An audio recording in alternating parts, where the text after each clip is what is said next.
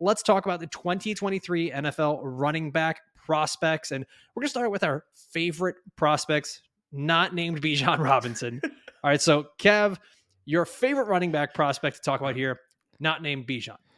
Yeah, so I appreciate you guys having me on. I wanted to give Vig the easy one because it seems like he needed that layup. So I went a little bit off the board. So I went Tank Bigsby, and I think part of this, the Auburn running back, the junior, I think part of me for Tank is like I think he's getting really severely undervalued right now. So like in a lot of mocks that I've been doing, he's going in the second round. And like I don't think there's a consensus running back 3 of this class yet. Like I don't think that there might not be a consensus running back 3 of this class. Like you pretty much have Gibbs at 2, Bijan at 1, and then everybody kind of has their favorite. And like for me, he's not my 3, but he does some things pretty well, like in terms of himself as a runner. And I think that overall, like he might not like flash at anything. Like I think at the combine, he's not going to be like, oh my God, his 40. Like there's not going to be like those big athletic testing numbers, but just overall, he's a very solid back. Like, and when you get into like what he can do and what he does well, like you have to like what he does. And I think he's going to get a good draft capital from what we've seen and from what we've heard. He did very well. Like in doing college football, I kind of have like an understanding of kind of what he's played in. And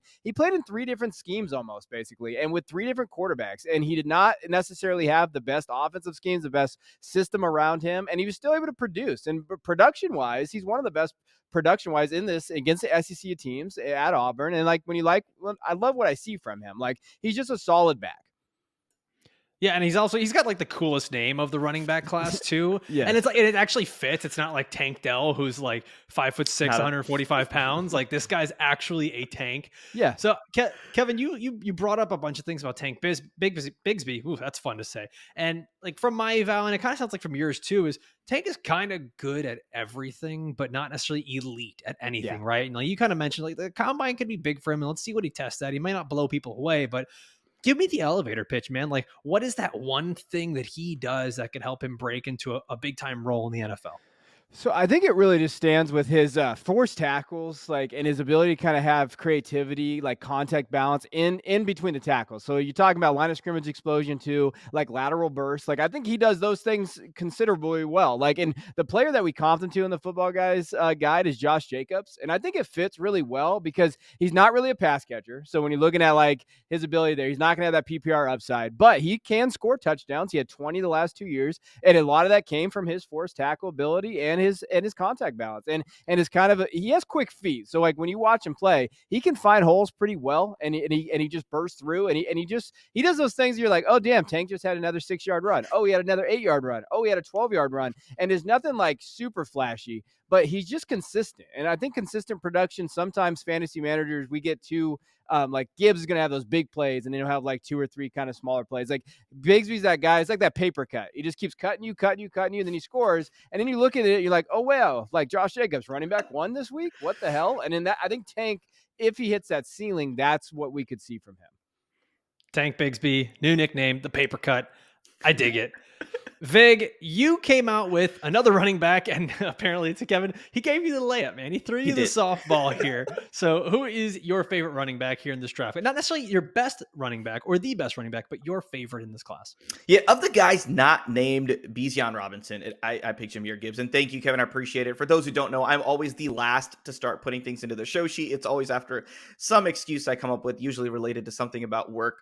And so I always have like the toughest to pick, or, all the easy layups are gone. So Kev, I appreciate it. Yes, I picked Jahmyr Gibbs. And as Kev alluded to earlier, seems to be pretty much everyone's consensus number 2. Some people are sort of audacious enough to call him the 1B to Bijan's 1A. And I don't know if it's that close necessarily, but honestly, Jahmyr Gibbs is just very, very, very good at what he does. I think there is some concern in general about his ability to be a three down back. His physicality is, his pass protection has given me, some pause. I think about it. And I'm like, can I consistently rely on him to be on the field? We know volume is king, but what he does really well. We know that he's not going to be used as the pass protection guy.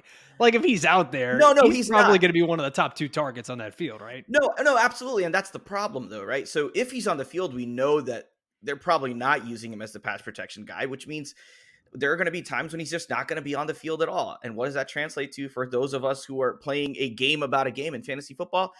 I don't know, but he receives the ball really, really well. I think in my notes I wrote out there that, I went back to watch a lot of other guys coming out of college, see how good they can receive the ball. Kev, you watch a lot more college football than I do, so you can even tell me, but he might be one of the best receiving, running backs that I have seen in forever. I jokingly wrote in a decade, but then I thought about it, and maybe in a decade, he might be one of the best receiving running backs I've truly seen. I mean, the guy can truly do anything that a wide receiver can do. He has some better route trees than some wide receivers. He's able to create separation better than wide receivers. If he gets the ball and no one is near him, he's an absolute nightmare to cover in the open field. And I know what you're going to say, right? You're going to talk about, what about his rushing ability, Vig? We're talking about running backs. Is that your question, Alfredo? I feel like you got a question for me. First of all, I don't appreciate the voice you gave me. Like, you made me this very staunch, like angry old, like man yells at cloud. Like, we're talking about running backs. Can you run? Like, dude, Vic. Okay, so yeah, sure, fine. Let's ask the question. All right. This is what you do to me, though. This is what you always do. No, but I want to pose this question because sure. we always pride ourselves on being kind of like the teaching podcast, where we're the show where we're trying to help people learn more about these prospects and learn more about their own process, right? And so you see someone like Jahmyr Gibbs and say, hey, he's never been 1,000-yard rusher, right? And like that's always been the big threshold for running backs, and he's never been 1,000-yard rusher, even at Alabama. And so it's not necessarily a horrible future for him in the NFL, but is there a possibility that he kind of just gets like restricted to this receiving only type role, like a DeAndre Swift, a guy who had less than 100 carries last year and was still pretty good in terms of fantasy production? So is that something that you're worried about, or do you just kind of embrace that if you're the Jahmyr Gibbs manager? No, I do. And honestly, that I think will be the biggest knock on him. People will constantly bring up the fact that he has never hit 1,000 yards, but like he was 940, right? I don't have the exact numbers. I think he had a 940 yards rushing, 450, almost 500 yards receiving. So it gets you like 1,300, 1,400 yards, which for fantasy is fantastic. But at Alabama, I think a lot of it was just the volume and the way he was used. He had 6.2 yards per carry in his senior year. Everybody loves talking about Bijan Robinson. I'm not trying to like say that Gibbs is anywhere near as good as Bijan is, but how many yards per carry do you think Bijan Robinson had, more or less than that 6.2? You're asking us? Yeah, Kev, you answer first. I'm not going to go out and get embarrassed first here. Bijan had around 6, I thought. Yeah, it's 6.1. And obviously the way I asked the question, you can tell. So it's not that Gibbs can't do it. And I would argue that Gibbs did this in a tough SEC defense, right? He played a lot of tough squads and did a lot of great work. So I think he can do it, and he's shown us he can do it. So am I a little concerned that he never had 1,000 yards? Maybe a little bit, but he was pretty darn close. And I think a lot of that just came to volume. So at the end of the day, this is all great talk. It really depends on where he ends up and what sort of scheme they're going to use him in the NFL. I think he can fit any scheme. He's shown us a lot of versatility, whether it was with Alabama or Georgia Tech. But I think overall, I think there's a reason why he's the consensus number 2. And thank you again, Kev, for giving me, for once, the easy answer. Vic, you bring up something that's kind of important though too, is like the context of these numbers that we're looking at, right? Is that, yeah, so what if Jahmyr Gibbs wasn't this 1,000-yard rusher? You kind of have to look at the context of this offense, where if you look at Alabama, you could make a realistic case that he was the best receiver on the team for many of those games where he was heading out there. And the way that the offense was built was for him to kind of be that satellite back, being always in motion, getting out into the slot, going out wide. Like, he was not your traditional running back. And I think you're right. Like, I think you do have to kind of embrace that. And I think it only just adds to his versatility going into the NFL. Now, I'm going to give you my favorite running back in this class. And it feels like nowadays he is everybody's favorite running back. So I feel like the old guy that's like, I liked this band before everyone else did, and I had the shirt.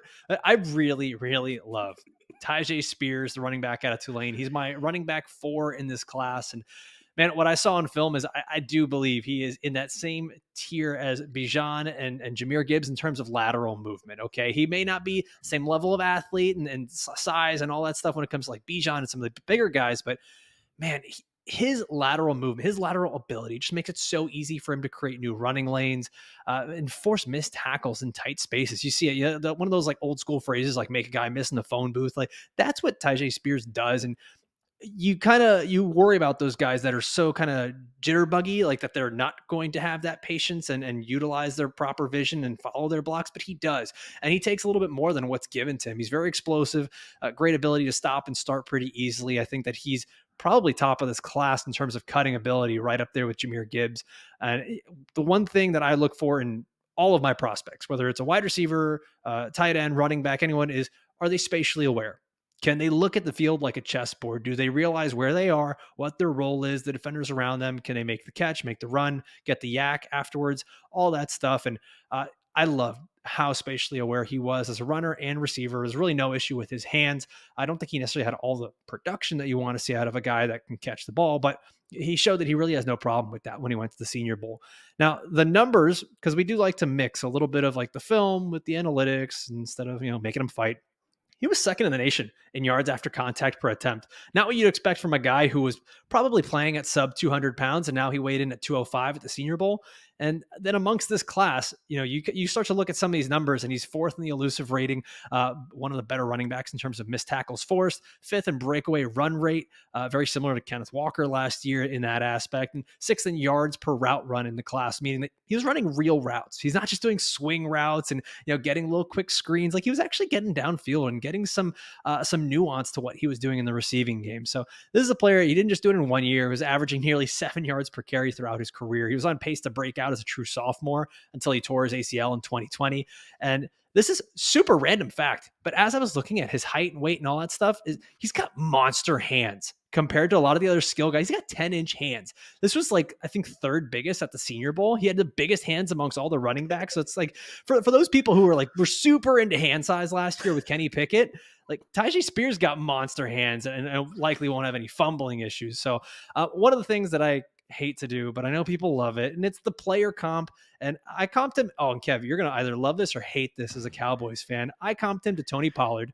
Similar in size. I could see a very similar role for him in his first season, part of a committee, easily take over as a starter if necessary. And he'll have a role in the passing game because of how dynamic he is in space. Kev, I need to get your seal of approval. Do you love it? Do you hate it? Or are you lukewarm on it? No, that's fine. You can be honest. No, it's fine. No, we comped him to James Cook, so kind of similar like play style. Okay. Like James Cook's ceiling, like what we thought maybe if he didn't go to the Bills. Like, no, I hate that. I actually like that you brought up the point. He's a true receiver. Like, they use him in a lot of different. If you watch all 22 and you go through the tape, like I've done, and you have probably done too. Like, they use him all over the field. And it's not like those. It's not dumps. It's not like just quick outs to him. Like, they legitimately use him as a receiver. So that is something to kind of know. Yeah, and I think that, like we talked about, that context becomes so important. And I think like one of the last pieces of the equation that we always talk about with these players is their draft capital. I think he's going to be a day 2 pick, probably round 3. Kev, where do you think that he could end up in this draft class? Yeah, so you kind of hit on the head in round 3. So looking at like mock draft database and everything there, it's kind of where he's going. So I've seen the Panthers, depending maybe how team builds there. And I saw that, the interesting one for me was the Giants.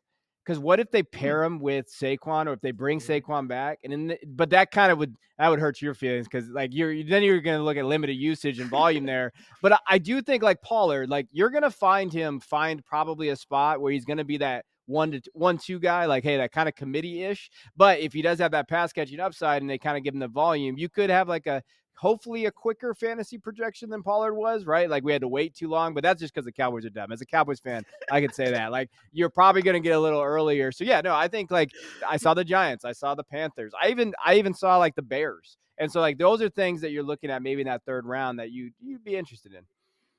All right, so let's review this here. Our favorite running backs, not named Bijan Robinson. Kevin, you talked about Tank Bigsby, the running back out of Auburn. Vig, you talked about Jahmyr Gibbs, running back out of Alabama. And then I brought up Tyjae Spears, a running back out of Tulane. He is my RB4.